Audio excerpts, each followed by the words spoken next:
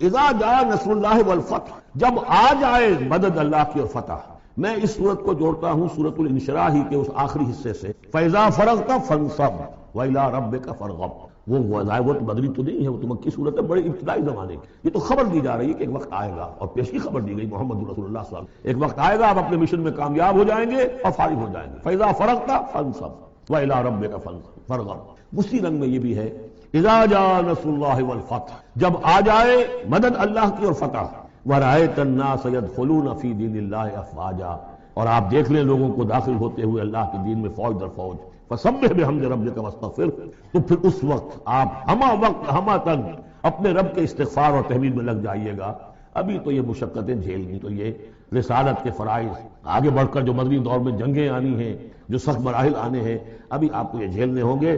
انہ کان توابا، یقیناً اللہ تعالیٰ بہت توبہ کو فرمانے والا ہے۔ ان میں چونکہ قرآن مجید میں جو مختلف مصاحف ہے اس میں جو چیز لکھا ہوتی ہے اوپر کہ یہ مکی ہے یہ مدنی ہے، تو لوگ سمجھتے ہیں شاید یہ کہ بالکل جو سمجھیے کہ طے شدہ چیز، حالانکہ کم صورتیں قرآن مجید کی جو بڑی بڑی صورتیں ان کے بارے میں تو تیقن کے ساتھ معلوم ہے، لیکن یہ کہ بعض جو چھوٹی صورتیں ان کے بارے میں بہت سے اقوال آپ کو تفسیر کی کتابوں میں نے جتنی بھی بہرحال تحقیق کی ہے، میرے نزدیک یہ بھی مکی ہے، مدنی نہیں، یہ بھی ایک خبر دی جا رہی ہے جیسے کہ سورہ انشراح میں۔ اس کی وجہ یہ کہ پھر آ رہی ہے مکی صورتیں، بسم اللہ الرحمن الرحیم، تبت یدا ابی لہب وتب، بالکل ابتدائی زمانے کی صورت ہے۔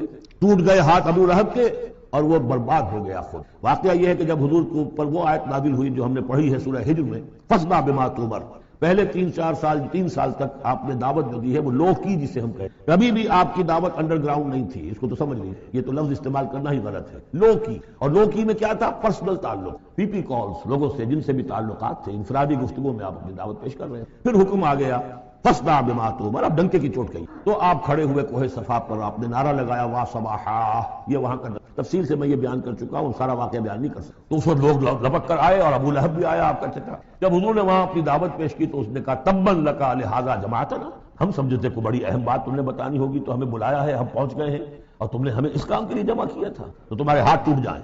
معاذ اللہ ثم معاذ اللہ، نقل کفر نباشر، کیونکہ حضور بنو ہاشم کو 2 دفعہ گھر بلا کر کھانا کھلا چکے تھے، تو اسے تو معلوم تھا یہ دعوت کیا تھی، لیکن یہ جو طریقہ آپ نے اختیار کیا تھا وہ تھا جیسا کہ وہاں پر عام الارم کے طور پر ہوتا تھا کہ کوئی فوج کی خبر آئے کہ کوئی فوج حملہ آور ہونے والی ہے، تو جس شخص کے پاس بھی وہ خبر پہنچ جاتی تھی وہ کپڑے اتار کے مادر ذات برہنہ ہو کر کسی اونچے مقام پر کھڑا ہو کر نعرہ مارتا تھا وا صباحا، ہائے وہ صبح جو آنے والی ہے، غارت گری والی صبح۔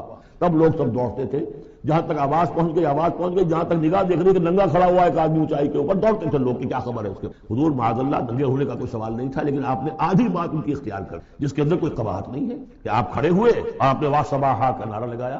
وہ صبح قیامت کی خبر دے رہے ہیں، وہ خبر دیتے تھے جو صبح ہوتی تھی غارت گری کی، دشمن آ کر حملہ کرے گا، لیکن وہ بھی تو صبح قیامت ہے۔ بات کوئی تو ہنسی کی نکلے، خندہ صبح قیامت ہی صحیح، صبح قیامت بھی تو ہے نا آخر۔ تو اس نے کہا آپ تمہارے ہاتھ ٹوٹ جائیں، تم نے اس کام کے لیے بلایا تھا، تو فرمایا تبت یدا ابی لہب، اے نبی جیسے آپ کے دشمن جنہوں نے آپ کو کہا کہ اس کی تو دم ہی کٹ گئی، وہ ہوں گے جن کی دمیں کٹ جائیں گی کا نام لیوا کوئی۔ اسی طریقے سے جس نے کہا ہے کہ آپ کے ہاتھ ٹوٹ جائیں، ہاتھ اس کے ٹوٹ گئے۔ یہ تو چند سال کے بعد کی بات ہے، لیکن حقیقت میں عالم غیب میں تو اس کے ہاتھ کٹ چکے ہیں، وہ تب اور وہ برباد ہو چکا ہے۔ ما اغنی عنہ مالہ وما کسب، کچھ کام نہیں آئے گی اس کا، نہ اس کا یہ مال اور نہ وہ کمائی جو اس نے کی ہے ساری عمر اور جمع کیا ہے۔ سیصلی نارا ذات لہب، وہ جھونکا جائے گا آگ میں جو بھڑکتی ہوئی آگ ہے، اور لہب کا لفظ جو ہے اس کے اپنے نام میں بھی شامل تھا، یہ صنعت لفظی کہلائے گی ابو لہب، کیونکہ وہ بہت ہی سرخ و سفید رنگت کا، بہت جیسے کہ انگارے جیسا اس کا رنگ تھا، اور آنکھیں بھی بڑی بڑی تھی، نہایت حسین و جمیل انسان، اور اس کی بیوی بھی ام جمیل تھی، بہت ہی خوبصورت عورت، اور یہ دونوں جو ہے سمجھیے کہ بڑی ایلیٹ کلاس تھی اس معاشرے کی، اس کے پاس منصب تھا، یہ خزانہ وزیر خزانہ تھا حرم کا، چنانچہ اس کے بارے میں مشہور تھا کہ اس میں سے اس نے سونے کے بنے ہوئے ہرن چرا لیے ہیں، اخلاقی طور پر اس کا جو ہے وہ بدنامی اس درجے کی، لیکن یہ کہ حرم کا خزانہ جو تھا وہ اس کی تحویل میں تھا، تو بڑا اونچا منصبدار تھا، تو اس کے لیے یہ کہا کہ جیسے یہ دہکتا ہوا انگارہ ہے، اس کو رنگ ہم نے دیا ہے، ایسی ہی دہکتی ہوئی آگ میں ہم اس کو جھونکیں گے، ہم راتوں اور اس کی بیوی کو، کیوں؟ یہ بھی اتنی ہی دشمن تھی حضور کی جتنا کہ ابو لہب دشمن تھا، بلکہ یہ کہنا مشکل ہے کہ بیوی زیادہ دشمن تھی یا یہ کہ یہ شوہر زیادہ دشمن، دونوں۔ اور میں بتا چکا ہوں آپ کو سورہ تحریم میں جو 3 مثالیں آئی تھی، بہترین عورت بدترین مرد کے گھر میں، فرعون کی بیوی آسیہ، بدترین عورتیں بہترین لوگوں کے گھر میں، بیوی حضرت نوح کی اور بیوی حضرت لوط کی، ایک وہ جو نیک سرشت تھی اور نبی کی گود میں پلی، وہ حضرت مریم سلام علیہا، اور یہ بدترین شوہر اور بدترین بیوی تو امرأتہ حمالۃ الحطب، جو اٹھانے والی ہوگی ایندھن کو۔ عام طور پر لوگ سمجھتے ہیں کہ وہ بخیل تھی، وہ ایندھن لے کے آیا کرتی تھی، یہ بات نہیں تھی، وہ بڑی اس معاشرے کی جو ہے وہ بڑی، جس کو آپ فرسٹ لیڈی کہتے ہیں، اس طرح کی خاتون تھی۔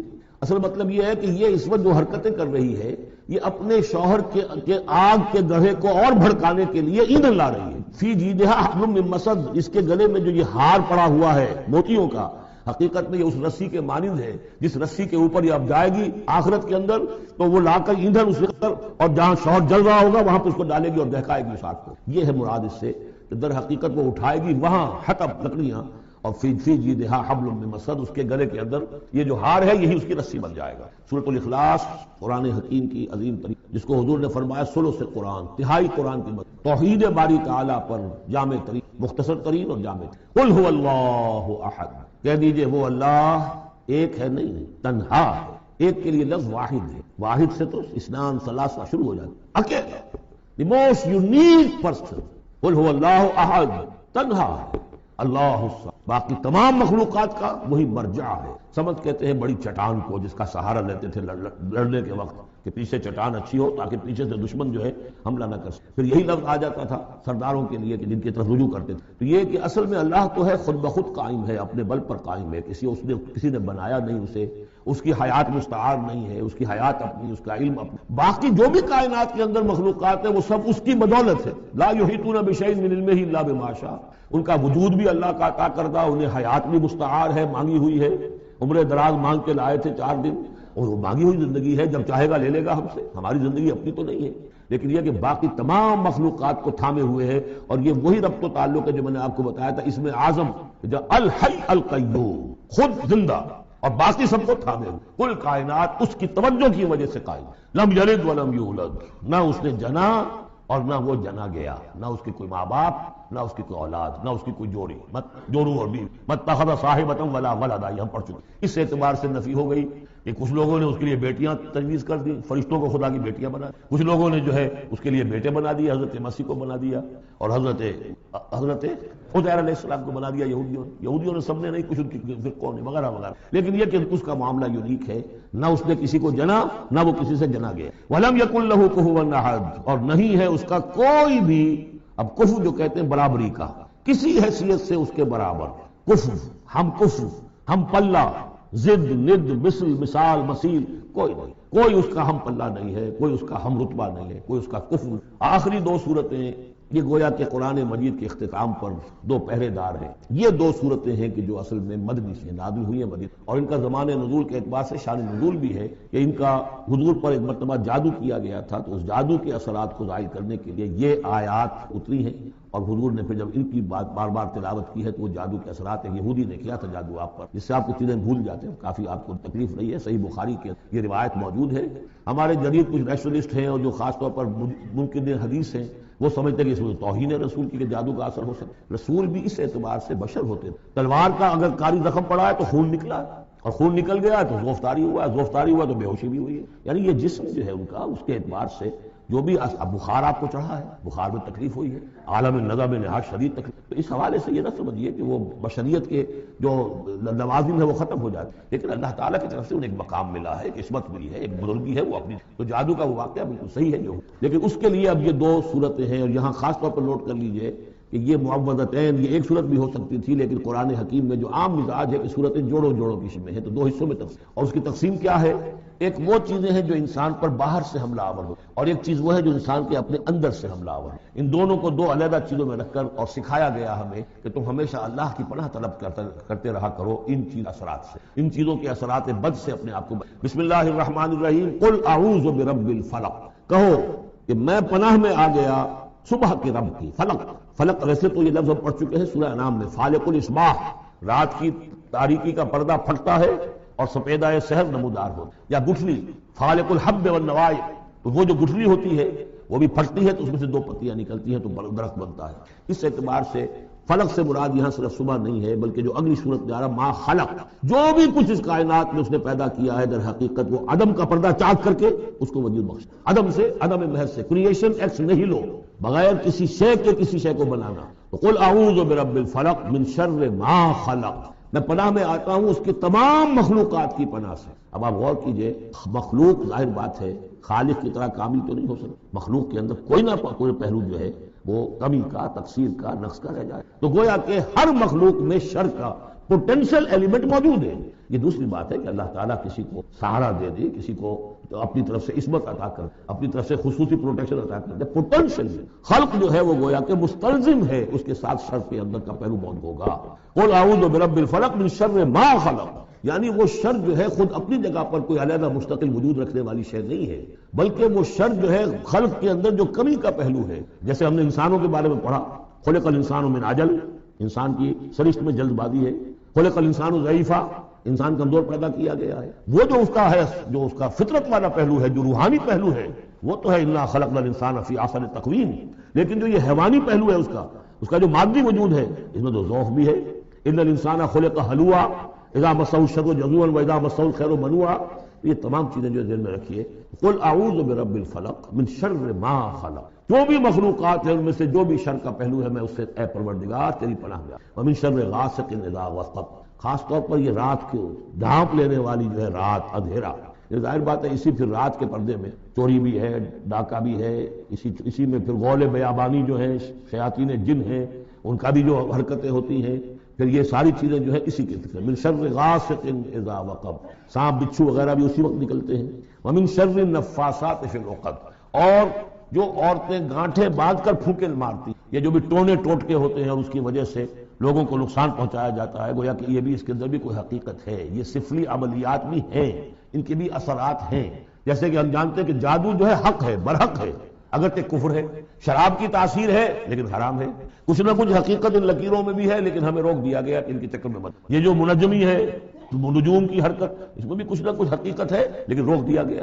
تو کسی چیز کا ہونا بالفعل یہ اور شے ہے، لیکن اس کا جائز ہونا یہ اور شے۔ تو بالفعل یہ عملیات ہیں جیسے اچھے اعمال ہیں، اور ان کو جو ہے کوئی اچھے اوراد ہیں، اچھے وظائف ہیں، تو ان کے کچھ اثرات جو ہیں اچھے ہو سکتے ہیں۔ اسی طریقے سے اس قسم کی چیزوں میں جادو کے جو کلمات ہوتے ہیں ان کی بھی تاثیر ہے، اور وہ جو عورتیں جو ہے وہ جادو کرتے ہوئے، جس کو ہم کہتے ہیں کہ وہ تعویذ گنڈا وغیرہ جو ہوتا ہے، پھر وہ اس میں پھونکے مارتی ہیں، تو اللہ تعالیٰ سے میں ان کے شر سے بھی پناہ، وَمِن شَرِّ حَاسِدٍ إِذَا حَسَدَ، اور حسد کرنے والے کے شر سے بھی میں اللہ کی پناہ طلب کرتا ہوں جبکہ وہ حسد اپنا استعمال کر۔ اگر حسد ہے دل کے اندر ہے تو بات اور ہے، حسد کو بروئے کار لائے وہ، اور وہ انسان کے درپے ہو جائے اس حسد کی وجہ سے اس سے کوئی نقصان پہنچانے کو۔ اور اسی کتاب ہے عین، العین حق، کہ اگر انسان اس حاسدانہ نگاہ سے کسی کو دیکھتا ہے اس کے بھی اثرات ہوتے ہیں، اور اس دیکھنے کے بھی کوئی برے اثرات جو ہیں وہ ظاہر ہو جاتے ہیں۔ تو یہ تمام چیزیں اپنی جگہ پر ہیں، لیکن ان سے پناہ کرنے کے لیے آپ لمبے چوڑے کوئی اور سلسلوں میں نہ پڑھیں، یہی معوذتین اللہ نے جو محمد رسول اللہ کو تلقین فرمائے، سارا دار و مدار ان پر ہونا۔ تعامل کرتے رہیں، اس لیے کہ ہم پڑھ چکے ہیں سورہ بقرہ میں کہ حضرت سلیمان کے زمانے میں جنات جو تھے انہوں نے یہ سارے کام شروع کیے تھے، اور لوگ ان سے سیکھتے تھے جادو ٹونا، اور آج بھی نقش سلیمانی کے نام سے بکتے ہیں اس قسم کے جو بھی تعویذات ہوتے ہیں، اور وہ ایک دھندا بنا ہوا ہے۔ تو اس کو لوگوں نے سیکھا، اور وہ لوگ جو ہے آج بھی ہمارے ہاں یہ چیزیں چل رہی ہیں، لیکن یہ چیزیں حرام کی گئی ہیں، اور کہا گیا ہے کہ کوئی کسی کو نقصان نہیں پہنچا سکتا جب تک کہ اللہ کا اذن نہ ہو۔ اگر یہ یقین انسان کے دل میں ہو تو پھر اسے کوئی نقصان نہیں۔ اور ویسے تو یہ ہے کہ تکلیف اللہ کی طرف سے کسی وقت آ سکتی ہے بغیر اس کے کہ کوئی اور آپ کو پہنچائے، اللہ کی طرف سے خود بھی آ سکتا ہے۔ سورۃ الناس اب یہ آخری سورت ہے میرے نزدیک، یہ آخری گروپ جو ہے سورتوں کا جو سورہ ملک سے شروع ہوا، یہ دونوں پارے جو ہے یہ سوائے ان دو صورتوں کے سب مکیات پر مشتمل ہیں صورتوں پر، اور صرف یہ دو صورتیں جو ہیں یہ مدنیات۔ اور ریسیپروکل نوٹ کر لیجئے، پہلا گروپ جو تھا اس میں مکی صورت صرف ایک تھی، سورہ فاتحہ، اور مدنی صورتیں 6.25 پارے پر پھیل ہوئی، سورہ بقرہ، آل عمران، نساء اور مائدہ۔ اس کے بالکل برعکس ریسیپروکل نسبت یہاں ہے کہ یہاں پر یہ دو صورتیں ہیں چھوٹی چھوٹی، باقی دونوں پارے جو ہیں سب کی مکی، اور اس آخری صورت کا جوڑ مل جائے گا پہلی صورت کے، یہ بھی میں آپ کو بتا۔ بسم اللہ الرحمن الرحیم، قل اعوذ برب الناس، کہیے کہ میں پناہ میں آتا ہوں جو تمام انسانوں کا رب ہے اس کی پناہ۔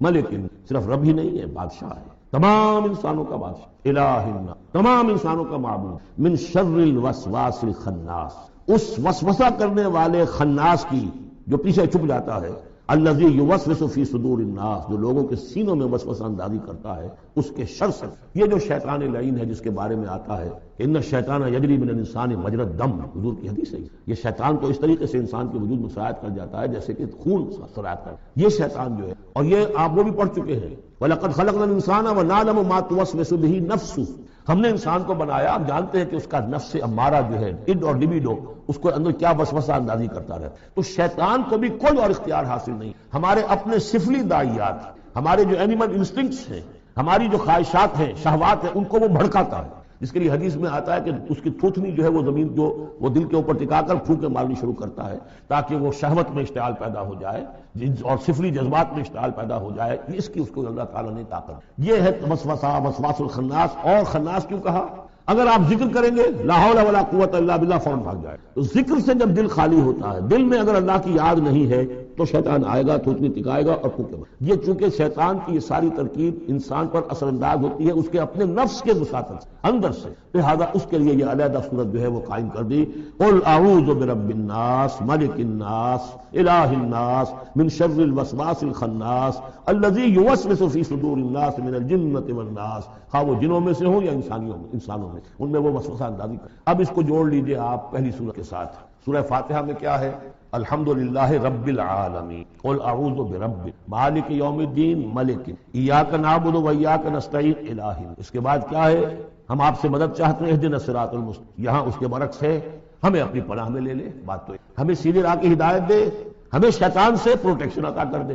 بات ایک ہی ہے، مضمون بالکل وہی سورہ فاتحہ کا. قل اعوذ برب الناس الحمدللہ رب العالمین الرحمن الرحیم مالک یوم الدین ملک.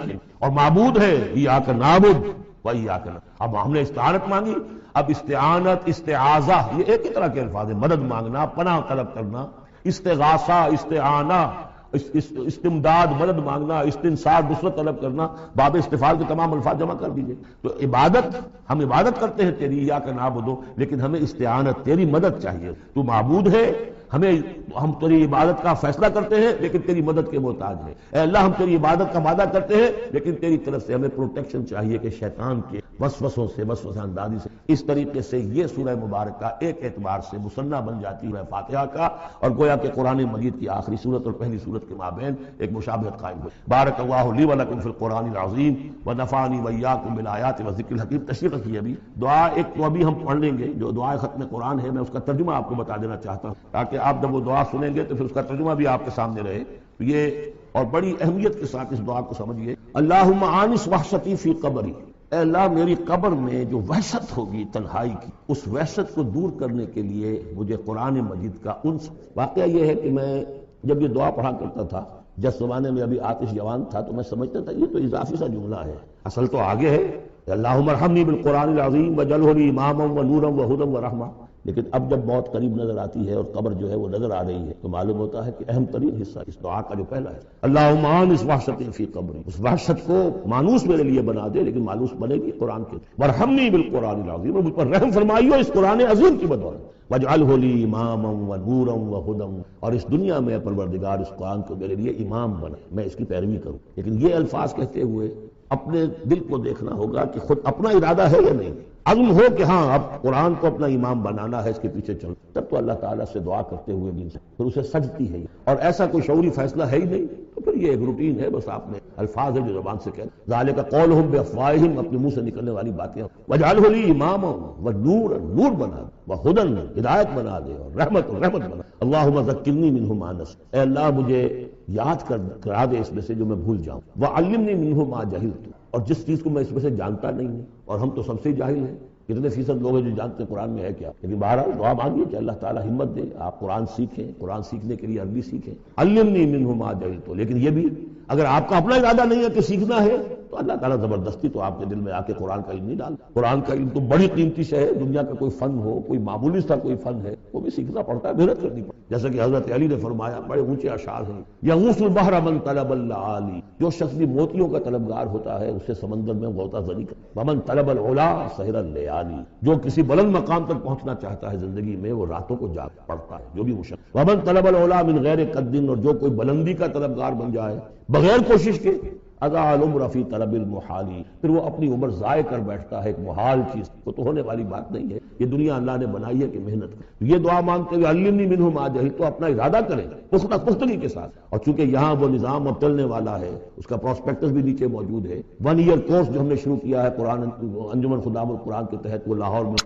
آ رہا ہے بہت سے سالوں سے. یہاں بھی 1-2 مرتبہ ہو چکا ہے، ابھی سال پھر یہ شروع ہو رہا ہے، اور یہ 23 فروری تک اس کے جو ہے وہ اس کی کلاسز شروع ہوں گی، اس سے پہلے ڈیٹس وغیرہ ہیں، پراسپیکٹس چھپ چکا ہے، نیچے دفتر سے آپ کو مل جائے گا، 5 روپے اس کی پراسپیکٹس کی قیمت، لیکن آپ دیکھیے اور اس سے فائدہ اٹھائیے۔ کہ ہم نے کیا کیا کچھ پڑھ لیا ہے، لیکن یہ کہ ہم نے اتنی عربی نہیں سیکھی کہ قرآن مجید کو براہ راست فرمایا وعلمنی منہ ما جہلت وارزقنی تلاوتہ، اور مجھے اے اللہ ہمت دے، نصیب فرمائیے کہ میں اس کو پڑھتا رہا کروں، آنا اللیل و آنا النہار، رات کے اوقات میں بھی اور دن کے اوقات میں، وَاجْعَلْهُ لِي حُجَّةً یا رب العالمین، اور اے تمام جہانوں کے پروردگار اس قرآن کو میرے حق میں دلیل بنا، میرے حق میں گواہ بنا، یعنی میرے خلاف نہ کر دیجو، اس لیے کہ حضور نے فرمایا ہے القرآن حجۃ لک او علیک، یہ قرآن یا تو دلیل ہے اور گواہ ہے تمہارے حق میں اور یا تمہارے خلاف۔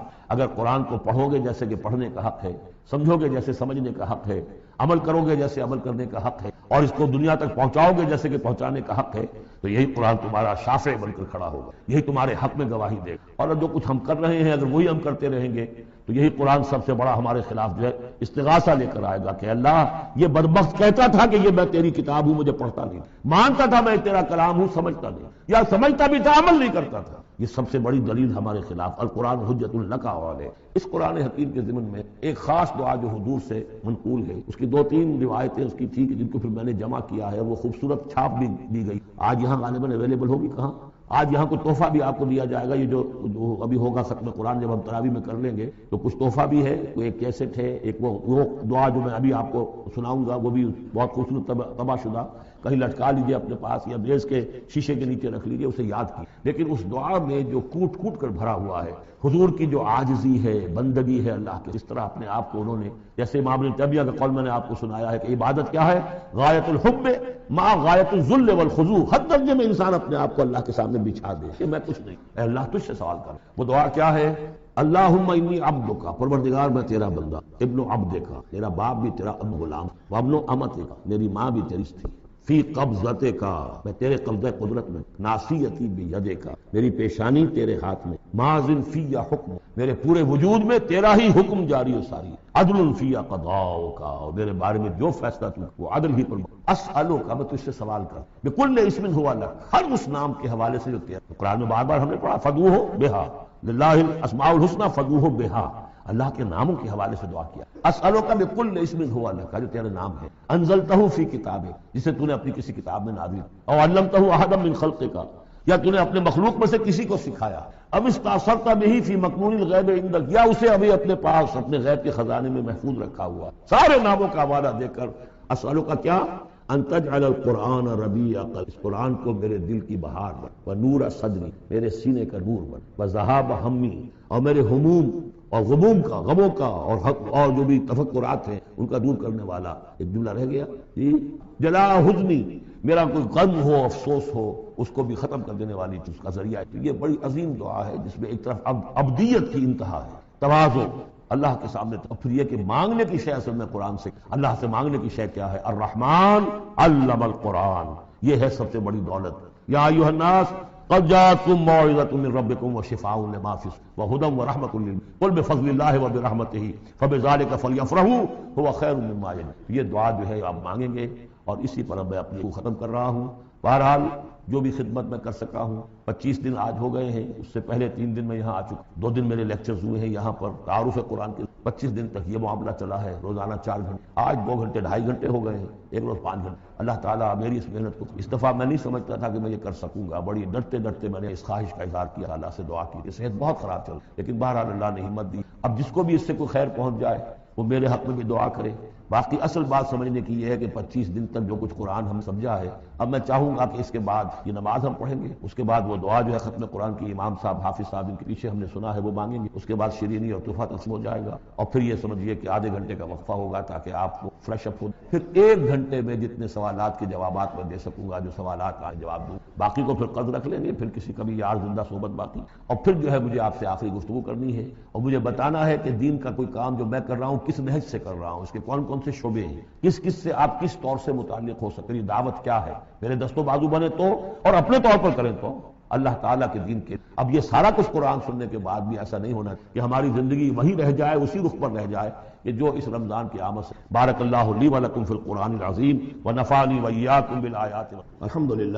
الحمدللہ وکفی والصلاۃ والسلام علی عبادہ خصوصاً علی افضلہم وخاتم النبیین محمد الامین وعلی آل اجمعین. اما بعد فقد قال اللہ تبارک وتعالی کما ورد فی سورۃ الانفال اعوذ باللہ من الشیطان الرجیم بسم اللہ الرحمن الرحیم یا ایھا الذین آمنوا استجیبوا للہ وللرسول اذا دعاکم لما یحییکم واعلموا ان اللہ یحول بین المرء وقلبہ وانہ الیہ تحشرون واتقوا فتنة لا تصيبن الذين ظلموا منكم خاصة واعلموا أن الله شديد العقاب واذكروا إذ أنتم قليل مستضعفون في الأرض تخافون أن يتخطفكم الناس فآواكم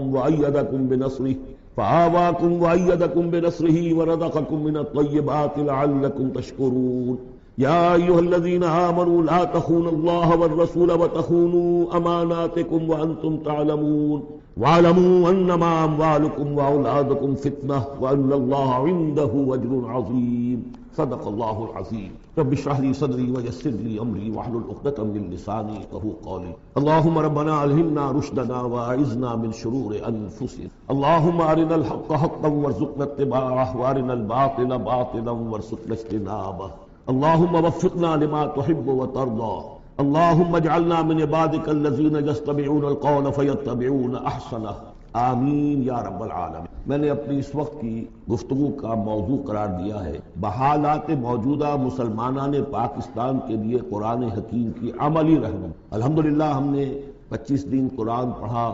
بہت سے حضرات نے پوری پابندی سے شرکت کی ہے، پورے قرآن کے ترجمے سے گزرے ہیں. قرآن مجید میں کہیں گفتگو مشرکین سے ہو رہی ہوتی تھی، کبھی منافقین سے ہو رہی ہوتی تھی، کبھی منکرین آخرت سے ہو رہی ہوتی، کبھی یہود سے، کبھی نصارہ سے، کبھی مسلمانوں سے. اور یہ کہ مکی صورتوں کا اپنا رنگ اور انداز ہے اور مدنی صورتوں کا اپنا رنگ اور انداز ہے. پھر اس میں احکام الہیہ بھی آئے ہیں، عبادات کے ضمن میں آئے ہیں، معاشرتی احکام آئے ہیں، آئلی قوانین آئے، سیاسی ہدایات آئی ہیں. اب جیسے تو یہ کہ زندگی کے ہر گوشے کے لیے اور ہر آنے والے دور کے لیے اس میں ہدایت ہے، لیکن اس وقت میں نے جو عنوان معین کی وہ دو اعتبارات سے بحالات موجودہ اور خاص طور پر مسلمانان پاکستان کے لیے قرآن حکیم کی عملی رہنمائی کی. لیکن یہ کہ قرآن مجید کی وہ رہنمائی کہ جو ابدی ہے، ہمیشہ کے لیے ہے، اساسی ہے، بنیادی ہے، جو زمان و مکان کے حدود سے ماورا ہے. میں چاہتا ہوں کہ پہلے اسے بھی چند نکات کی شکل میں اس کا خلاصہ آپ کے سامنے رکھیں. قرآن مجید کی وہ جو تعلیم ہے ابدی، ماورائے زمان و مکان، ہر دور، ہر ملک،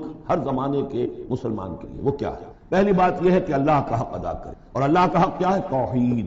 توحید ایک عقیدے کی توحید، اس کو مانے کہ وہ ایک ہے، اپنی ذات میں تنہا ہے، کوئی اس کا مد مقابل اور کفر نہیں ہے، نہ اس کی صفات میں نہ اس کی ذات میں. لیکن یہ کہ ایک ہے توحید عملی. اور ہم نے اس دورہ ترجمہ قرآن کے دوران 4 صورتوں میں اس توحید پر بڑی مفصل بحث کی ہے. اس وقت گن لی. ایک ہے عقیدے کی توحید، ایک ہے عملی توحید. عملی توحید 4 نکات پر مشتمل. سب سے پہلے جو کہ سورہ زمر کی مرکزی مضمون، عبادت اللہ کی، اس کے لیے اپنی اطاعت کو خالص کر. عبادت میں نماز، روزہ، یہ سب بھی شامل ہیں، لیکن یہ کہ وہ عبادت جس کے ساتھ اطاعت اللہ کی خالص نہیں ہو رہی. اطاعت منقسم ہے، کہیں اپنے نفس کی اطاعت ہو گئی، اللہ کی اطاعت کو پسے پوشا. فرمایا افرأیت من اتخذ الہہ ہواہ، کیا تم نے دیکھا اس شخص کو جس نے اپنے خواہش نفس کو خدا بنا رکھا ہے؟ وہ مطاع ہے، اس کا کہتا ہے لا الہ الا اللہ اور بنا رکھا ہے خواہش نفس کو الہ. اس اعتبار سے مخلصین لہ الدین، آج بھی وہ آیت آئی وما امروا الا لیعبدوا اللہ مخلصین لہ الدین حنفاء. عبادت اللہ کی، لیکن اس کے لیے اپنی اطاعت کو خالص کر. اب اس میں یہ ہے کہ وہ خالص اطاعت کلی اطاعت ہوگی. یا ایھا الذین آمنوا ادخلوا فی السلم کافہ. اور منفی طور پر تنبیہ، آج بھی میں نے وہ آیت آپ کو سنا دی تھی، پھر تازہ کر لیجئے. اگر اللہ کی اطاعت کچھ حصے میں کی جائے زندگی کے، کچھ میں نہ، گویا کہ آپ نے تقسیم کر لیا اطاعت کو. اس پر جو وعید آئی ہے افتؤمنون ببعض الکتاب وتکفرون ببعض فما جزاء من یفعل ذلک منکم الا خزی فی الحیاۃ الدنیا ویوم القیامۃ یردون الی اشد العذاب. کیا تم ہماری کتاب اور شریعت کے ایک حصے کو مانتے اور ایک کو نہیں مانتے؟ تو جو کوئی بھی یہ روش اختیار کرے گا دنیا کی زندگی، اس کا اس کے سوا کوئی اس کی سزا نہیں ہے کہ دنیا میں تو ذلیل و خوار کر دیے جائے اور قیامت کے دن شدید ترین عذاب میں جھونک دی. تو یہ عبادت ہوگی مخلصین لہ الدین. اسی کا ایک اور پہلو ہے دعا. الدعاء مخ العبادہ، الدعاء هو العبادہ. سورہ مومن کا مرکزی مضمون وہ تھا فادعوا اللہ مخلصین لہ الدین. دعا تو کرو لیکن تم اطاعت بھی خالص اس کی کرتے ہو کہ نہیں؟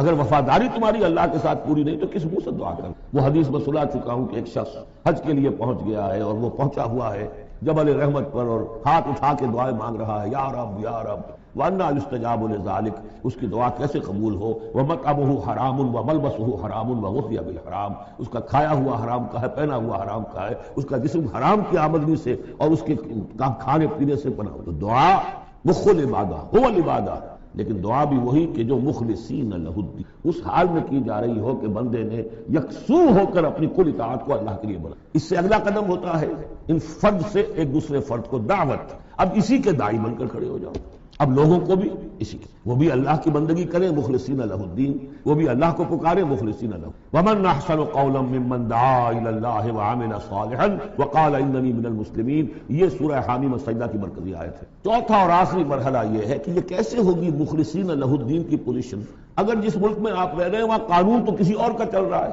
عدالتیں اس قانون پر فیصلے کر رہی ہیں، نظام جو ہے معاشی وہ کسی اور نظام پر چل رہا ہے، وہ سودی کاروبار ہو رہا ہے اور سودی لین دین ہو رہا ہے، پورا بزنس اس پر ہے، پوری انڈسٹری اسی پر ہے، پوری حکومت اس پر ہے، تو ہم بھی تو اسی کے فرد ہیں، شہری ہیں اسی ملک کے، اسی ریاست کے، اسی معاشرے میں رہتے ہیں۔ تو یہ مقصد تو اسی وقت پورا ہوگا جبکہ پورے نظام زندگی پر اللہ کی اطاعت کا سکہ قائم ہو جائے۔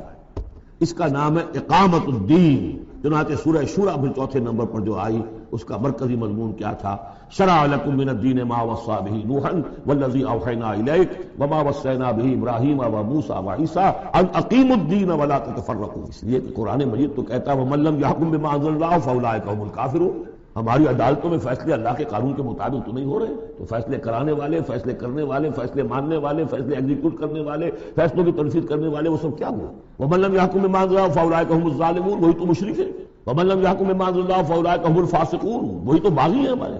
تو مطلب یہ ہے کہ اس صورتحال سے نکلنے کی صرف ایک شکل ہے، دین کو قائم کرنے کی جد و جہد ہمہ تن ہمہ وقت، اس نظام باطل کو ریکنسائل نہ کیا جائے اس سے ذہناً قلباً، live under it if you have to live it but under protest، اگر کوئی اور راستہ نہیں ہے under protest کہ میں نے اس نظام کو قبول نہیں کیا، میں اسے تسلیم نہیں، میں اس سے استفادہ کروں گا جو کم سے کم ہے میرے بقا کے، اور اپنی ساری توانائی، اپنی ساری قوت، اپنی ساری طاقت، اپنی ساری صلاحیت، اپنے سارے وسائل اور ذرائع اس نظام کو بے خودن سے اکھیڑ کر اس کی جگہ پر اللہ کا دیا ہوا نظام قائم کرنے کے لیے وقت، اس کے علاوہ کوئی شکل نہیں ہے۔ اسی کے نام ہے تکبیر رب، رب کو بڑا کرو وربک فکبر، اسی کا مطلب ہے، اسی لیے حضور بھیجے گئے، هو الذی ارسل رسولہ بالہدی ودین الحق لیظہرہ علی الدین کلہ، اسی کے لیے آیا قاتلوہم حتی لا تکون فتنۃ ویکون الدین کلہ للہ۔ یہ تمام اصطلاحات ہیں، عبارات ناشتا و حسن کا واحد مطلب کیا ہے؟ دین کو قائم کرو، دین کے مکمل نظام کو برپا کرو تاکہ زندگی اپنے تمام ایسپیکٹس، اپنے تمام پہلوؤں سمیت انفرادی اور اجتماعی زندگی کے تمام گوشے اللہ کی اطاعت کے اندر آئے۔ اس کے بغیر اللہ کا پہلا کام ہے اللہ کا حق ادا کرنا، اس لیے فرمایا وما خلقت الجن والانس الا لیعبدون، لیکن اس عبادت کے یہ لوازم، فاعبدوہ مخلصین لہ الدین، فادعوہ مخلصین لہ الدین، اسی کی دعوت دوسروں کو دو، ادعو الی سبیل ربک بالحکمۃ والموعظۃ الحسنۃ وجادلہم باللتی احسن، اور اللہ کے دین کو بتمام و کمال قائم کرنے کے لیے تلمندن لگا۔ اب آئیے اللہ کے بعد دوسرا حق ہم پر ہے رسول کا صلی اللہ علیہ وسلم، جن کی بدولت ہمیں یہ ہدایت نصیب، ہمارے ماں باپ کو ان کے ماں باپ سے ملی، ان کو ان کے ماں باپ سے، اس میں حضور صلی اللہ علیہ وسلم کی محنتیں ہیں، آپ کے صحابہ کی، محمد رسول اللہ والذین معہ، کیسی کیسی مشقتیں جھیلی ہیں، تب یہ دین پھیلا تھا اور تب یہ دین غالب، ان کا کیا حق ہے ہمارے اوپر؟ ویسے میں ساری حقوق تو یہاں بیان نہیں کر سکتا، لیکن ایک بات جان لیجئے کہ چونکہ محمد صلی اللہ علیہ وسلم بھیجے گئے تمام دنیا کے لیے اور قیامت تک کے لیے انسانوں کے لیے رسول، 5 مرتبہ آیا ہے، جن میں سب سے نمایاں آیت یہ 2 آیتیں تو اکثر لوگوں کو یاد ہوں گی، وما ارسلناک الا رحمۃ للعالمین وما ارسلناک الا کافۃ للناس بشیرا ونذیرا۔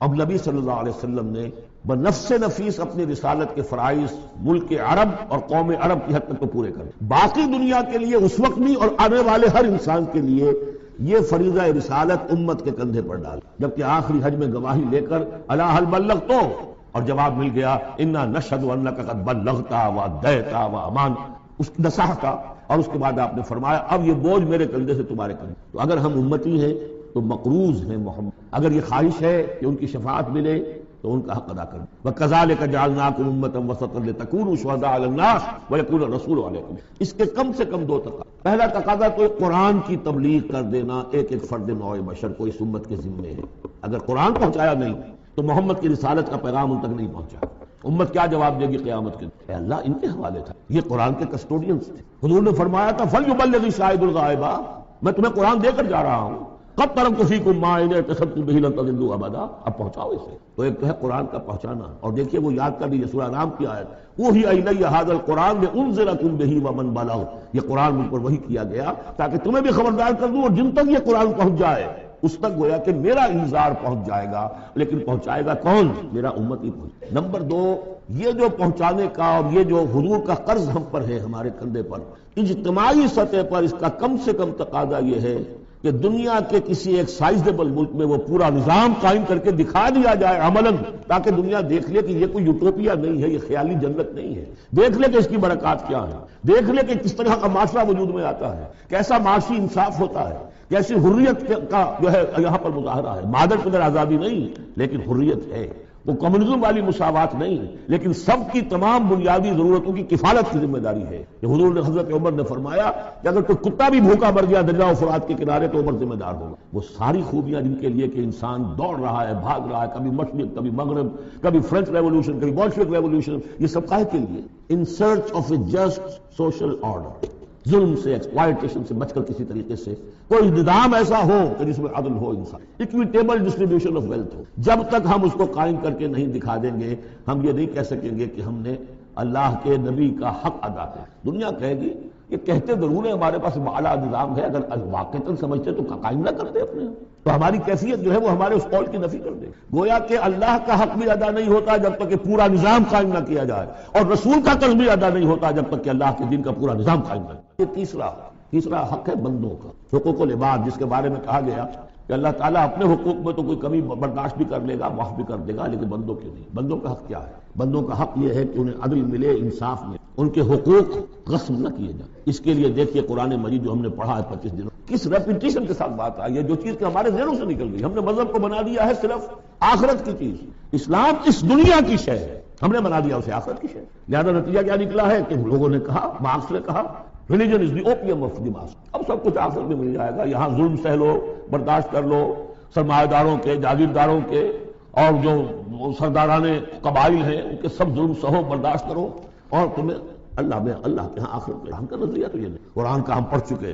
سورہ آل عمران میں فرمایا اللہ خود قائم بالقسط ہے، عدل کا قائم کر. انبیاء کو کیوں بھیجا؟ اللہ اکبر. وہ آیت سورہ حدید کی آیت نمبر 25، لقد ارسلنا رسلنا بالبینات وانزلنا معهم الکتاب والمیزان لیقوم الناس بالقسط. ہم نے اپنے رسول بھیجے معجزات دے کر، ہم نے کتاب نازل فرمائی، ہم نے میزان نازل فرمائی. حقوق اور فرائض کا توازن، حقوق اور فرائض کا توازن. اس لیے یہ سب کچھ ہم نے نازل کیا. یہ کھکیڑ کس لیے بول لیا؟